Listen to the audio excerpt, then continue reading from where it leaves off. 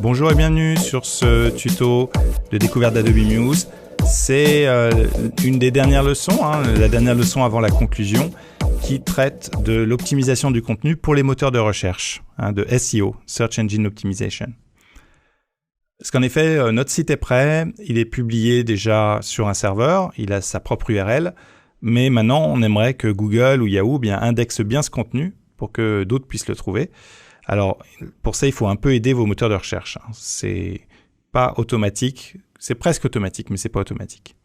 Si on prend la page d'accueil, par exemple, vous pouvez aller dans les propriétés de la page. Voilà, vous affichez dans page, propriétés de la page, et vous avez les métadonnées. Et là, pour chaque page, en fait, vous pouvez décrire le contenu de la page. Donc, par exemple, vous mettez, c'est la page d'accueil du musée virtuel de Michael Chaise. Vous trouverez sur ce site, Mots-clés, là, c'est une liste de mots-clés séparés par des virgules.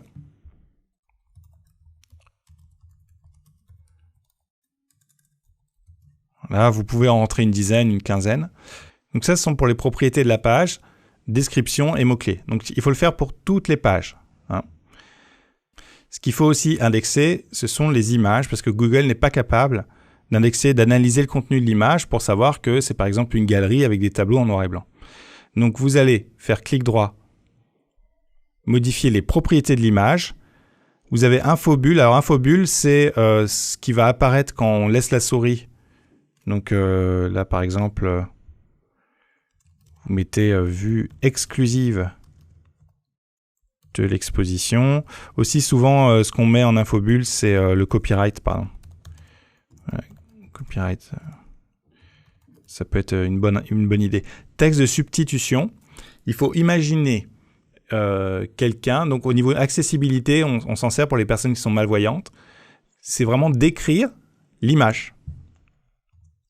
Donc vraiment expliquer, voilà, que couloir de l'exposition avec 5 photos noir et blanc. Donc vraiment vous décrivez ce qui se passe, parce que Google, lui, n'a pas de rendu d'image, c'est un robot. Donc lui, il va lire ce contenu et l'indexer. Donc c'est une information qui est super importante. Juste pour vous montrer l'infobulle, un petit aperçu dans le navigateur. Je vais passer ma souris dessus. Voilà l'infobulle. Copyright Michael Chaise. Okay, donc c'est différent des propriétés qui sont indexées par Google. Aussi, ce qui va aider Google, c'est la hiérarchie de vos pages au niveau du texte. Alors pour ça, en fait, il faut définir des paragraphes de style, des styles de paragraphes, pardon. On l'a déjà fait tout à l'heure, avec grand titre, il y avait sous-titre et description. Mais il faut aussi les relier à des règles de priorité. Donc ça, par exemple, c'est le titre le plus grand dans ma page. Donc si j'ouvre grand titre, je vais lui dire que c'est du H1. H, c'est pour headline, qui veut dire, voilà, c'est un titre dans une page, notamment dans la presse. H1, c'est le niveau le plus fort de titre. Si j'ai un sous-titre, comme ça par exemple, le style sous-titre, eh bien, c'est pas du paragraphe, c'est du H2. Voilà. Et après, il y a H3, H4, si vous avez des sous-titres. Normalement, on en met 3 ou 4 maximum. Et le paragraphe, la description, c'est un style paragraphe. Donc là, pour lui montrer que voilà, c'est pas un titre, c'est juste du contenu. Et ça aide Google à en fait comprendre la structure de la page et aussi donner des priorités à des mots. Donc pour lui, exposition noir et blanc, il sait que c'est un grand titre, il sait que c'est plus fort que ce qui est contenu dans la description. Même s'il va tout indexer, c'est juste une façon, voilà, de mettre des priorités quand les gens vont faire des recherches. Donc c'est très important de faire ça sur tous vos textes. Mais l'avantage, c'est que vous le faites au niveau des styles. Donc si vous avez fait des styles pour toutes vos pages, c'est évidemment ce que je conseille. Pour tout le site, ça va marcher très très vite. Quand vous demandez à Muse de publier votre site ou de l'exporter en HTML, on va le faire là.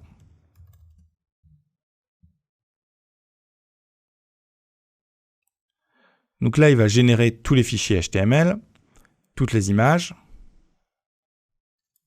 Voilà les fichiers HTML. toutes les images compressées. Et il vous crée un fichier aussi XML qui s'appelle sitemap. Et ça, c'est utilisé par les moteurs de recherche pour comprendre tous les contenus. Donc, il y a l'URL vers tous les contenus de votre site, à quelle date il a été modifié. Donc, savoir si le robot a besoin de le réindexer, si jamais il repasse. Et il y a aussi un lien vers tous les fichiers HTML pour dire au robot de Google, par exemple, il faut indexer ce fichier, lire tout le contenu, etc., etc. Parfois, peut-être, il y a des pages que vous ne voulez pas indexer.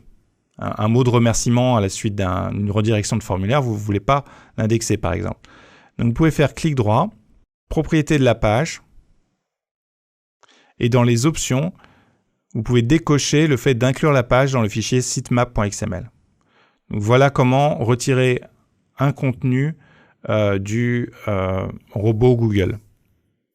Dernier point pour rappel, le titre de vos pages est vraiment important. Donc, dans les propriétés de la page, par défaut, vous avez le même titre. Donc là, je l'avais bien fait. Si on prend boutique, par exemple, propriété de la page.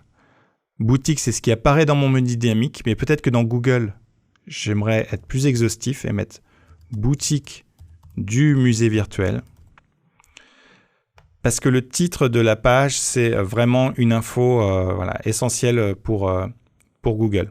Si pour certains services comme Google Analytics, vous souhaitez rajouter du code, de lignes de code sur toutes vos pages, l'astuce en fait, parce que Google Analytics va vous dire par exemple copier-coller ces deux lignes dans la partie head, dans l'entête de vos pages.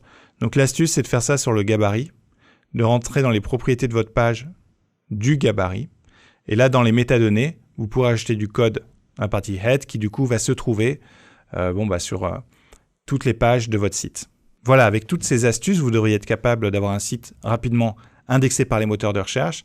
Il vous reste quand même, par sécurité, à aller visiter Google, Yahoo et vous cherchez des outils pour les webmasters, c'est comme ça qu'ils appellent ça, qui vous permet de déclarer des sites. Et donc ça vous permet de dire, parce que si vous créez une nouvelle URL, il faut quand même le temps que Google s'en aperçoive, parce qu'il y a d'autres sites qui vont pointer dessus. Donc pour accélérer ça, vous pouvez aller sur Google, Yahoo et vous dites « Je souhaite référencer ce site », vous rentrez l'URL, il y a un petit mécanisme pour vérifier que c'est bien vous. Et ensuite, quelques jours après, le robot Google va passer. Mais c'est quand même assez rapide. Voilà, on a terminé les leçons, il en reste juste une de conclusion où je vais en profiter pour vous remercier et aussi partager avec vous des liens, des ressources si vous souhaitez aller plus loin et aussi si vous voulez me poser des questions.